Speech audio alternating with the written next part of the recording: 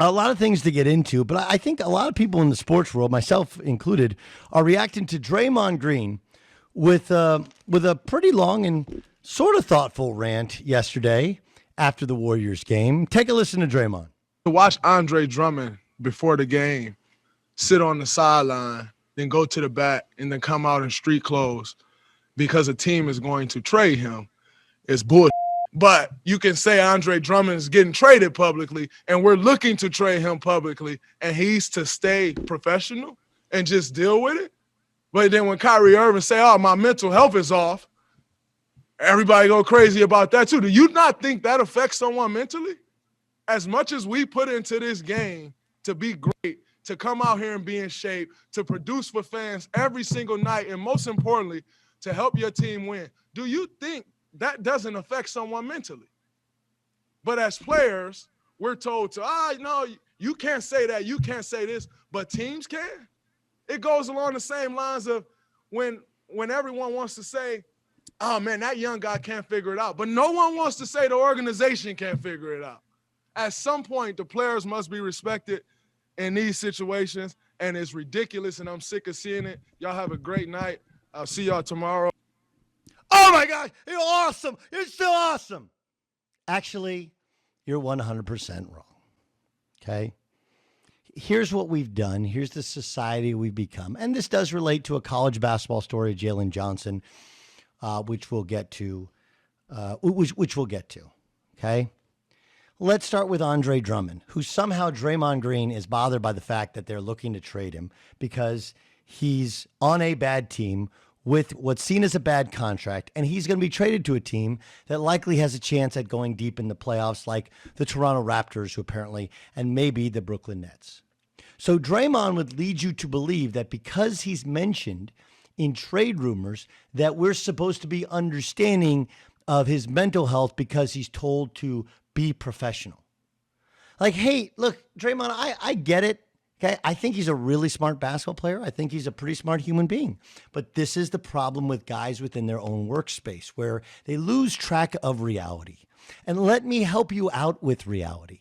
Reality is Andre Drummond makes $22 million a year. $22 million. Makes $22 million this year to play basketball. Okay? He's played 25 games so far this season. 25. And I knew Andre Drummond when he was in high school.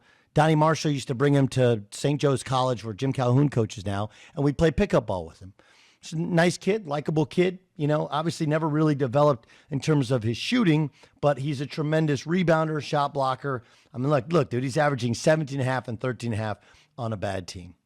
If you haven't figured out yet that you're an employee of the NBA team, and that, yes, you have to act professionally, and that the rules are different from owners and players. And, oh, yeah, by the way, this whole sense of like, we never hold owners and teams accountable. Bull crap, of course we do. But, yes, you're talking about if you want to go like line by line, first, Andre Drummond. Yeah, he wants to be traded. He's going to be traded to a better team. He's still getting paid. He's told to act professional. All you got to do is show up. That's it.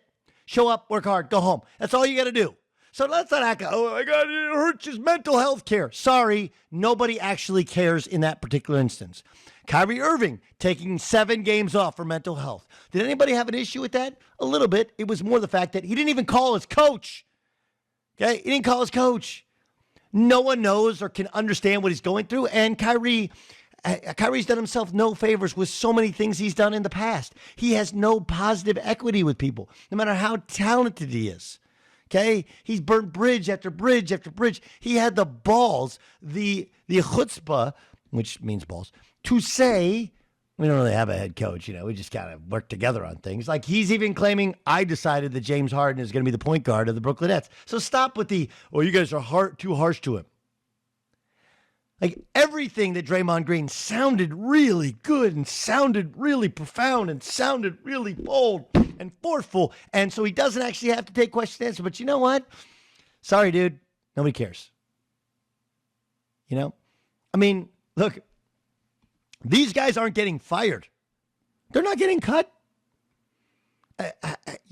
If you've been fired or if you haven't had a contract with something renewed, and you understand what it's like to really feel like, man, I'm going to a place at work that doesn't. I've been to a place at work that didn't want me back, or I felt like I wasn't wanted or loved or liked or whatever. It's a tough feeling, no question. That's where you find out what kind of man you are, what type of professional you are. Hey, when I've been at two other companies, right? I've been with teams before where I knew that, man, my days are coming to an end here. Just a choice you make. You either want to be a pro or you don't. And if you're not, like he combined it with like James Harden. Like, why were people mad at James Harden? Well, because they tried to build the entire franchise around him. When they traded for Chris Paul, at first he liked it, and then he didn't. So they went and got his boy Russell Westbrook, and that was worse. And then they got rid of Russell and got rid of the coach and tried to revamp the thing, build it again around James Harden, and then he wanted to be traded. Like your Draymond is smart but stupid at the same time. He's literally talking out his rectum. Let's listen to again. This is dribble that others around the sports media are going to suck up to because they want players to go like, oh, that's great. They want retweets and likes. But the reality is, yeah, sorry, dude. You play in a profession where you're ridiculously compensated, okay, for a short period of time. Like, I have this conversation with a lot of former athletes. Like, we all thought when we were playing, man, the grind don't stop. We work so hard. Like, bro. Okay, you can't work at basketball and your body more than 2 to 4 hours a day. I lived in a gym as a kid. Like, did you? Your body can only, you got the rest of your day to do whatever you want. It's the greatest life ever. Look, dude, you want to change jobs, and I have a great life, right? I work 3 hours a day. Okay, I prepare for my show, a couple hours of prep. I have tons of phone calls. I try and know what I'm talking about. But the idea that one, somehow you're on the same level as ownership is a joke. Secondly, the idea that ownership and general managers aren't criticized is a joke. The fact that you're criticizing the process of trading somebody when they don't play, and somehow it's wrong to have them sit there in civvies and cheer for their team, even though their team's going to bail on them, is a joke. Like, actually, everything he said was wrong. Man, y'all criticized James Harden for quitting on his team. Yes. Nobody was critical of Andre Drummond. Nobody's critical of Kevin Love. Nobody. Zero. Right? Zero. None. Let's see. Let's replay. Here's Draymond Green in the soundbite that 95% of the other shows in sports radio are going to say, yeah. Go ahead. To watch Andre Drummond before the game, sit on the sideline, then go to the back, and then come out in street clothes because a team is going to trade him. Okay, so stop right there. But so stop right there, okay? What's the matter with that? He knew he was mentioned in trade talks. They can't have him play and get hurt because that ruins the trade talks. He still gets paid. There's no fine. There's no nothing. All he has to do is show up, cheer for his teammates, wear his clothes. So can somebody help me out? Okay. Ramos, can we go from that point forward?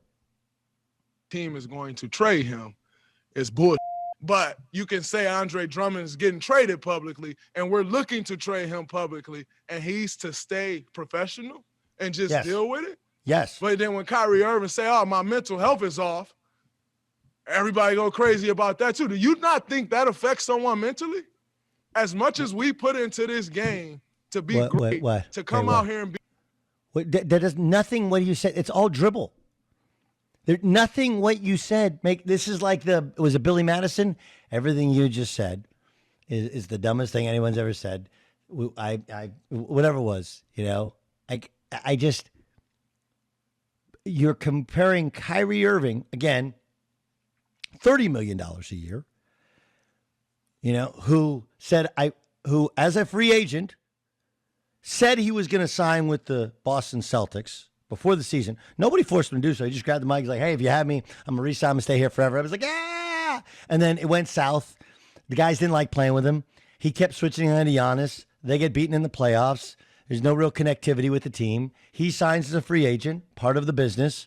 Okay, brings Kevin Durant with him. Okay. And then KD's hurt. And then Kyrie at some point gets hurt, shuts it down for a year. By the way, like, you want the real talk?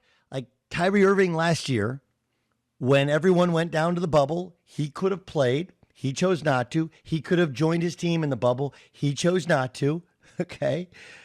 Then they hire a coach, and the only reason they hired Steve Nash was because they're like, man, who can we hire who's the type of player and person who can relate to Kyrie Irving? Let's go get Steve Nash. He's been a superstar point guard in the NBA. He's had his ups. He's had his downs. He's a great dude. Everybody loves him. And Kyrie Irving, of course, didn't like the hire and didn't think there should be a head coach.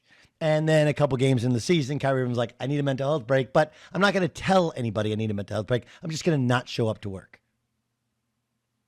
So where's the point to which we're supposed to be sympathetic towards Andre Drummond, who knew he was being mentioned in trade speculation, is going to be traded from Cleveland, one of the worst teams in the NBA, to Toronto, potentially, one of the best teams or best franchises in the NBA, and somehow you're defending. What are you defending? You're talking about dribble. And this is a problem. You're not relatable to anybody. To anybody. Nothing. No one can relate to this as an issue. Wait, so they told Andre that he didn't have to play, but he still gets paid and he gets traded to a better organization? Where was the downside? You don't understand what he's going through. Like, yeah, I do. I've moved for work. I've chased the check. It's a lot. I got a wife. I got kids. I moved. Like, explain it to me. Somebody help me out with what I'm exactly missing. Because the answer is nothing. Nothing. But every other show is going to go, oh, it's a great trade. Draymond, he's outspoken. It was nonsense. It's nonsense. And this is the point to where you're a players' league and the players that haven't actually lived real lives. And Draymond's one of the realer guys in the NBA, right? Because he had to scratch and claw his way into the starting lineup, and they're a far better team with him. I have nothing to impugn the credibility of Draymond Green as a basketball player. He's terrific, okay? He's terrific. He shows you can dominate a game without scoring a point. That's what he did. I love watching him play. I get frustrated sometimes, but I love watching him play. But, like, this is nonsense. The NBA's victimhood is a joke. Andre Drummond is a victim of nothing, a victim of a ridiculous contract. And you could sit there and go like, well, he's averaging 17 and 13. If he was that good, that impactful, they wouldn't be one of the worst teams in the NBA. He's getting traded to a better team. He gets to keep every penny.